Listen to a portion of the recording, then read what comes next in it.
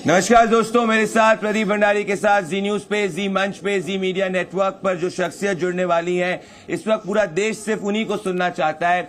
वो इस वक्त हिंदुत्व की नई फायर ब्रांड लीडर के रूप में देश में मर्ज हुई है। भारतीय जनता पार्टी की हैदराबाद से मेंबर ऑफ पार्लियामेंट की कंटेस्टेंट है और जो कह सकता हूं स्लीपलेस इस वक्त असदुद्दीन ओवैसी के सामने अगर पहली बार कोई रियल कंपटीशन हैदराबाद के अंदर देखने को मिल रहा है तो इस वक्त देखने को मिल रहा है। जी हाँ, मैं बात कर रहा हूं माधवी लता जी के साथ। माधवी लता जी मेरे साथ, प्रदीप भंडारी के साथ जी न्यूज पे, जी मीडिया नेटवर्क पर जुड़ने के लिए बहुत बहुत धन्यवाद। प्रदीप जी नमस्कार।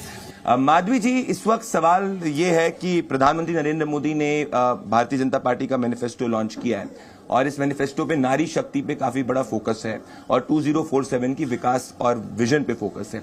आपको क्या लगता है, क्या इस मैनिफेस्टो के आधार पे जिस तरीके से आप कैंपेन कर रहे हैं, क्या आप असदुद्दीन ओवैसी को, जो कॉन्स्टिट्यूएंसी में जहां कभी एक हिंदू नहीं जीता है, जहां सिर्फ उन्हीं का परिवार जीता है, क्या आप उनको हरा पाएंगी? ये बात हिंदू या मुसलमानों की नहीं है, ये बात सच्चाई और धर्म की लड़ाई है। धर्म माने शायद पूरा भारत इसको हिंदू धर्म समझते होंगे, नहीं। यहाँ धर्म का मतलब है अब सामने वाला इंसान को न्याय मिला या नहीं मिला। जब हम सनातन हिंदू धर्म कहते हैं तो सनातन हिंदू धर्म यही कहता है कि हर मानव भगवान के लिए समान है। इसीलिए आप कभी भी देखिए, हिंदू धर्म से ही कई धर्म निकले हैं, जैसे कि बौद्ध आए हैं, जैन आए हैं, सिख आए हैं। इन सबका एक ही कहना है, शांति को कायम रखना, सबको एक समानते देखना। सो ये एंटायर, ये पूरा इलेक्शन खास कर हैदराबाद लोकसभा पार्लियामेंट में है, ये मजहब के नाम से नहीं, न्याय का लड़ाई है। आप कह रही न्याय की लड़ाई पर असदुद्दीन ओवैसी कहते हैं कि आपको उनकी टोपी से दिक्कत है, आपको असदुद्दीन ओवैसी से दिक्कत है। और उसमें मैं उनका कैंपेनिंग ऑब्जर्व कर रहा था, वो आपको डायरेक्टली अटैक नहीं कर रहे हैं। कैंपेनिंग के नेचर के अंदर भी चेंज हो चुका है, ऐसा क्यों? जब पहले कोई इतने सालों में आकर न्याय के बात कहते हैं, असली मुद्दों के बारे में बात करने लग जाते हैं, जो आज तक असदुद्दीन जी जिस नफरत के भाषण देकर जीते आए, अब उस नफरत के भाषण का कोई वजूद ही नहीं रहा, तो बदलना तो ही पड़ेगा। हाँ, जिस स्त्री का शक्ति वो जानते नहीं है, अब शायद जानने लग गए हैं, इसलिए जरा संभल के बात कर रहे हैं, संभल के चल रहे हैं। और ऐसे ही जाते एक दिन स्वयं ये जान जाएंगे कि इस प्रकार राजनीतिज्ञ नहीं जी सकते हैं। इस वक्त आपके साथ में पूरे महिलाएं आसपास मौजूद है, जब हम इंटरव्यू कर रहे हैं, आपको महिलाओं का काफी सपोर्ट मिल रहा है। पर मैं आपसे एक बहुत डायरेक्ट क्वेश्चन पूछना चाहता हूं माधवी जी, देखिए इस कॉन्स्टिट्यूएंसी में अभी तक जो है 50% से ऊपर असदुद्दीन ओवैसी और उनके परिवार का वोट रहा है जब से वो आए हैं, जब भी एक बायपोलर कॉन्टेस्ट रहा है।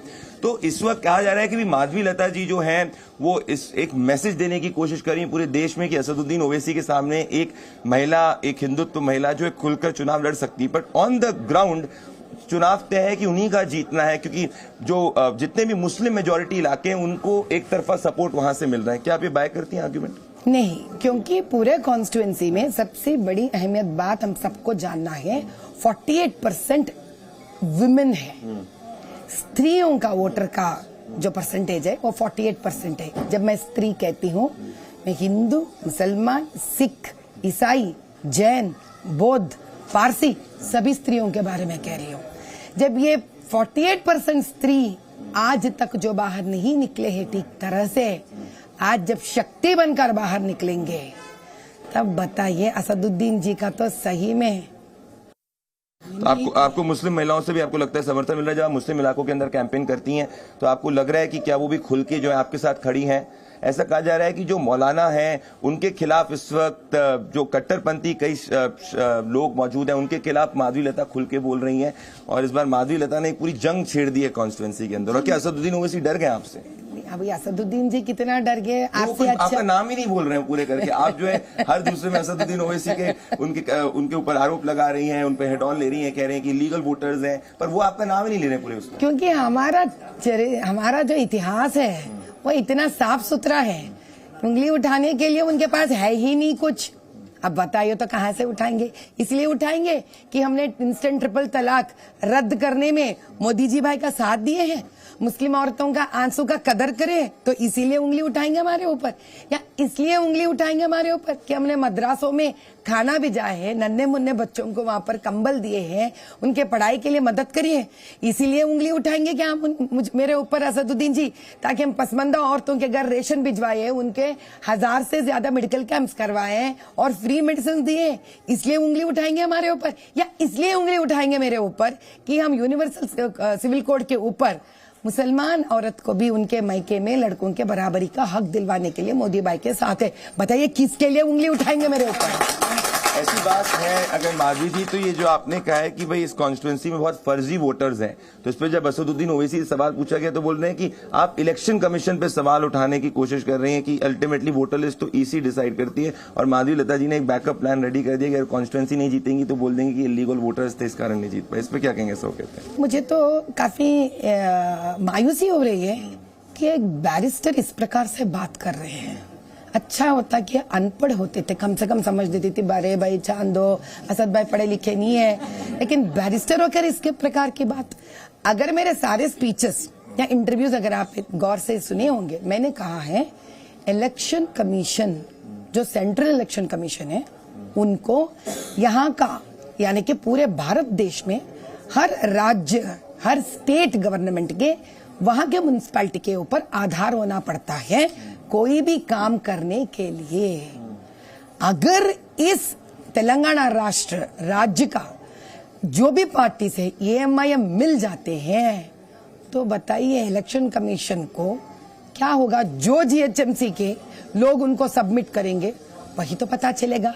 हाँ, कब सेंट्रल इलेक्शन कमीशन को पता चलेगा?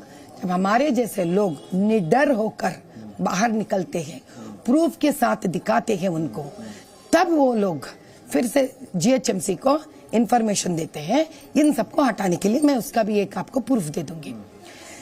मैं जब ये लेटर पूरे बोगस वोटों के साथ सेंट्रल इलेक्शन कमीशन को मैंने लेटर लिखा है, तो सेंट्रल इलेक्शन कमीशन से जीएचएमसी तक ऐसा ऑर्डर्स आए कि आप इसके बारे में जांच पड़ताल कीजिए। जीएचएमसी से मुझे फोन आया, ये कहकर सुनिए, आप गौर से सुनिए, ये कहकर के आप हमको जो भी वोट्स दिए हैं ये तो सेम फेरोज खान का इंफॉर्मेशन जैसा लग रहा है, तो क्या फेरोज खान एक अलग इससे तो एक बात पता चल गया कि फेरोज खान जो जाली वोटों के बारे में बोल दिया वो जीएचएम के पास है ना। सेकेंड थिंग, अगर फेरोज खान ऑलरेडी दिए हैं ये इनको पता है तो आज तक क्यों नहीं निकाले ये लोग? तीसरी बात, तो फेरोज खान जो बाहर निकाले, हम जो बाहर निकाले, अगर दोनों मिल रहे तो ये और भी सच हो गया। चौथी बात, ये फेरोज खान कब दिए? Last time assembly elections time पे दिए। जैसे असेंबली इलेक्शंस खत्म हो जाता है, सेंट्रल इलेक्शन कमीशन के दरमियान पूरे स्टेट बॉडीज निकल जाते हैं अपने अपने लोकल वर्क्स करने के लिए, तो आज तक क्यों नहीं निकाले जीएचएमसी ये वोट्स? नौ पांचवी, जीएचएमसी हमसे पूछता है कि आप कॉन्स्टिट्यूएंसी के हिसाब से सारा बोगस वोट्स को निकाल के दो। क्या हम किसी के गुलाम है काम करने के लिए? तो वो तनख्वाह क्यों ले रहे जीएचएमसी? नेक्सस है, आप कह रहे हैं बिल्कुल एग्जैक्टली, यहाँ पे नेक्सस है पूरा तरीका। एग्जैक्टली, इनकम्बेंसी मिल गए सब लोग। इसमें असदुद्दीन ओवैसी भी इन्वॉल्व है आपके हिसाब से? अरे आप अब बताइए, ये लोग इतना आम जनता है, क्या ये लोग खुद जाकर दो वोट खुद के बनवाएंगे? वहां पर सिस्टम इनके हाथ में है, जिनके हाथ में सिस्टम है वो ही कर सकेंगे ना। तो ये आम जनता का भी गलत नहीं, आम जनता को शायद पता भी नहीं उनके नाम में दो वोट्स है।